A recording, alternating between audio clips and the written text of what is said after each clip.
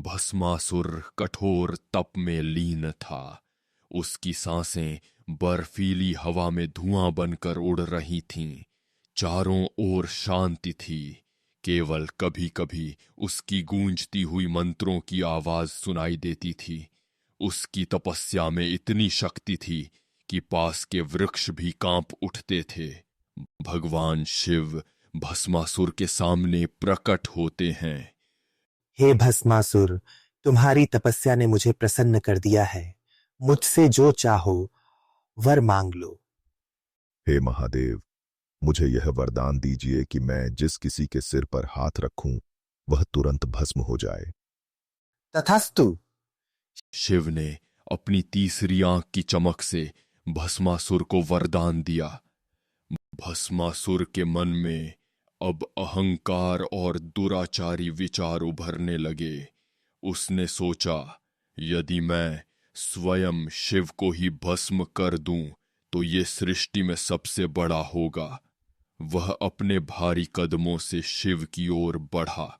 भगवान शिव ने उसकी आंखों में बदलती लालसा देख ली थी। वे सावधान हो गए और तुरंत वहां से निकल पड़े। उनके पीछे पीछे भस्मासुर दौड़ पड़ा। इंद्र बोले, यदि भस्मासुर शिव को भस्म कर देगा तो हम सबका विनाश निश्चित है। भगवान विष्णु गंभीर मुद्रा में सोच रहे थे। वे उठे और बोले, अब मुझे ही कुछ करना होगा।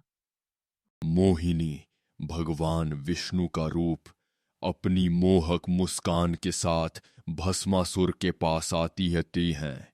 भस्मासुर उसके सौंदर्य से मंत्रमुग्ध हो जाता है। हे सुंदरी, क्या तुम मेरे साथ नृत्य करोगी?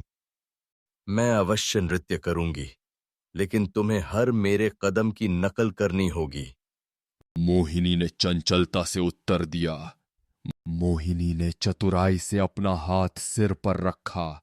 भस्मासुर ने भी उसकी नकल की और उसी पल उसका नाश हो गया।